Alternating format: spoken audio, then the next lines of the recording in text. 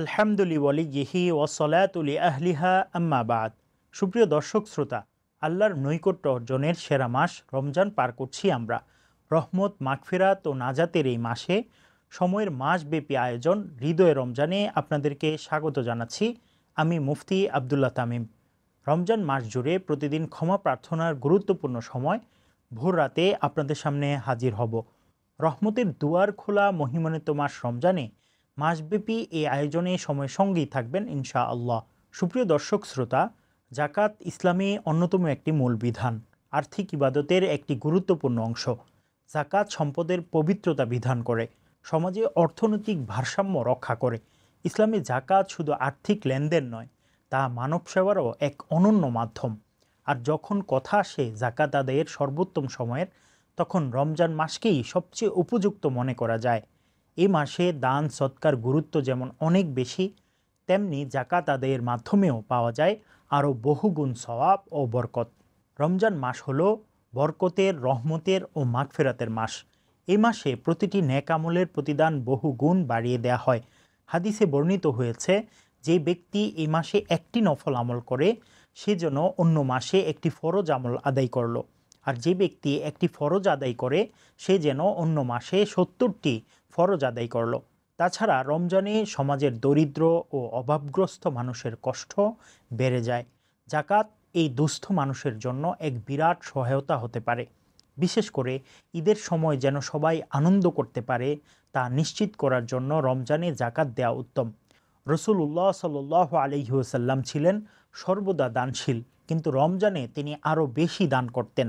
হাদিসে এসেছে, হযরত আবদুল্লাহ ইবনে আব্বাস রাদিয়াল্লাহু তাআলা আনহু বলেন, রাসূলুল্লাহ সাল্লাল্লাহু আলাইহি ওয়াসাল্লাম ছিলেন সবচেয়ে দানশীল ব্যক্তি, আর তিনি রমজানে আরও বেশি দানশীল হয়ে উঠতেন। সুপ্রিয় দর্শক শ্রোতা, আমরা জানি ও মানি রমজান আত্মশুদ্ধির মাস। জাকাত কেবল দান করা নয়, বরং এটি আত্মার পরিশুদ্ধি, সম্পদের পবিত্রতার মাধ্যমও এটি। আর রমজানও আত্মশুদ্ধির মাস, তাই এই মাসে জাকাত আদায়ের মাধ্যমে আত্মা আরও পরিচ্ছন্ন হয়, আল্লাহর নৈকট্য অর্জন হয়। পবিত্র কোরআনে আল্লাহ রাব্বুল আলামিন বলেন, খুয মিন আমওয়ালিহিম সাদাকাতান তুতাহহিরুহুম ওয়া তুযাক্কিহিম বিহা ওয়া সাল্লি আলাইহিম ইন্না সলাতাকা সাকানুল লাহুম ওয়াল্লাহু সামিউন আলিম। তাদের সম্পদ থেকে সদকা গ্রহণ করুন, যার দ্বারা আপনি তাদেরকে পবিত্র করবেন এবং পরিশোধিত করবেন। আপনি তাদের জন্য দোয়া করবেন, আপনার দোয়া তো তাদের জন্য স্বস্তিকর।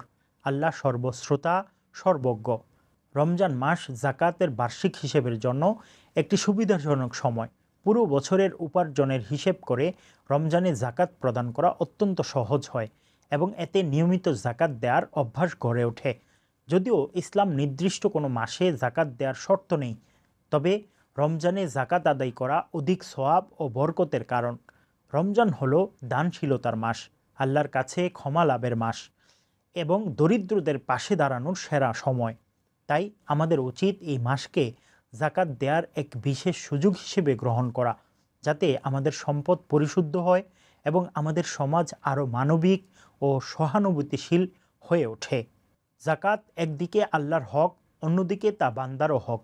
আমাদের সমাজে একটি উল্লেখযোগ্য পরিমাণ মানুষ সঠিকভাবে জাকাত আদায় করে না, অথচ কোরআনে ও হাদিসে সঠিকভাবে জাকাত আদায় না করার ব্যাপারে কঠোর শাস্তির বিধান রয়েছে। আবার অপরদিকে যে সকল মানুষ জাকাত দেয়, তারাও সবাই সঠিকভাবে তার হিসাব করে না। তাই আমাদের উচিত জাকাতের মাসালা সম্পর্কে সঠিকভাবে জ্ঞান লাভ করা, সঠিকভাবে জাকাত আদায় করা।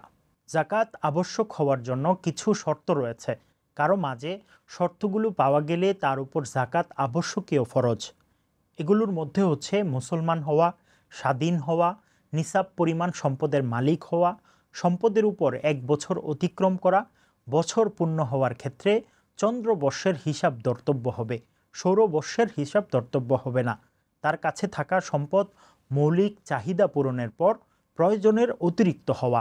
সুপ্রিয় দর্শক শ্রোতা, এখন আমাদের জানা প্রয়োজন নিসাব পরিমাণ সম্পদ কতটুকু। সাধারণভাবে জাকাতের হার হলো 2.5%, অর্থাৎ প্রতি 100 টাকায় 2 টাকা 50 পয়সা। আর জাকাত ফরজ হওয়ার জন্য সম্পদ নির্দিষ্ট পরিমাণ হতে হয়। নিসাব পরিমাণ সম্পদ হলো স্বর্ণের ক্ষেত্রে জাকাতের নিসাব 20 মিশকাল, আধুনিক হিসেবে 7.5 ভরি। রূপার ক্ষেত্রে নিসাব হলো 200 দিরহাম, আধুনিক হিসাবে 52.5 তোলা। এই পরিমাণ সোনারূপা থাকলে জাকাত দিতে হবে। প্রয়োজনের অতিরিক্ত টাকা পয়সা বা বাণিজ্য দ্রব্যের মূল্য যদি 52.5 তোলা রূপার সমপরিমাণ হয়, তাহলে জাকাতের নিসাব পূর্ণ হয়েছে বলে ধরা হবে এবং এর জাকাত দিতে হবে। যদি স্বর্ণ ও রূপা, টাকা পয়সা কিংবা বাণিজ্য দ্রব্য এগুলোর কোনোটি পৃথকভাবে নিসাব পরিমাণ না থাকে, কিন্তু এইসবের একাধিক সামগ্রী এই পরিমাণ রয়েছে যা একত্র করলে 52.5 তোলা রূপার সমমূল্য হবে, তার চেয়ে বেশি হবে, তাহলে এক্ষেত্রে সকল সম্পদ হিসাব করে জাকাত দিতে হবে। সুপ্রিয় দর্শক শ্রোতা, এরপর গুরুত্বপূর্ণ বিষয় হলো জাকাত দেওয়ার খাতসমূহ সম্পর্কে জানা। কোরআনের সূরা তাওবার 60 নম্বর আয়াতে 8 শ্রেণীর লোককে জাকাত দেওয়ার কথা বলা হয়েছে। তাদের মধ্যে ফকির, যার ন্যূনতম প্রয়োজনও মেটে না; মিসকিন, যার চাহিদা আছে কিন্তু ফকিরের চেয়ে ভালো অবস্থানে আছে; জাকাত আদায়কারীরা, যারা জাকাত সংগ্রহ ও বিতরণে নিয়োজিত; নতুন মুসলিমরা, যারা ইসলাম গ্রহণ করেছে এবং আর্থিক সহায়তা প্রয়োজন; দাস মুক্তির জন্যও জাকাত দেয়া যাবে, যারা দাসত্ব মুক্ত হতে চায়; ঋণগ্রস্ত ব্যক্তিকেও জাকাত দেয়া যাবে, যারা হালাল কাজে ঋণগ্রস্ত হয়েছে; এবং আল্লাহর পথে জিহাদ করে যারা, তাদেরকেও জাকাত দেয়া যাবে; মুসাফিরকে জাকাত দেয়া যাবে, যারা সফরে আর্থিক সংকটে পড়েছে। সুপ্রিয় দর্শক শ্রোতা, এতক্ষণ জানলাম আমরা কাদেরকে জাকাত দিব। তবে পরিবারের এমন কিছু মানুষ আছে যাদেরকে আপনি জাকাত দিতে পারবেন না।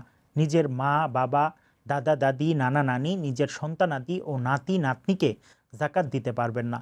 জাকাত ইসলামের অর্থনৈতিক ব্যবস্থার মূল স্তম্ভ। এটি সম্পদের পবিত্রতা আনয়ন করে এবং দরিদ্র বিমোচনে ভূমিকা রাখে। যারা জাকাত দেয় না, কোরআন ও হাদিসে তাদের জন্য কঠোর শাস্তির কথা বলা হয়েছে। তাই নির্ধারিত নিসাব পরিমাণ সম্পদের মালিক হলে অবশ্যই জাকাত আদায় করা উচিত। আল্লাহ আমাদেরকে শরীয়তের বিধান মতো জাকাত আদায় করার তৌফিক দান করুন, আমিন। মাহে রমজানে প্রতিদিন ভোর রাতে সময়ের বিশেষ আয়োজন হৃদয়ে রমজান দেখার আমন্ত্রণ জানিয়ে আজকের মতো বিদায় নিচ্ছি। আসসালামু আলাইকুম ওয়া রাহমাতুল্লাহি ওয়া বারাকাতুহু।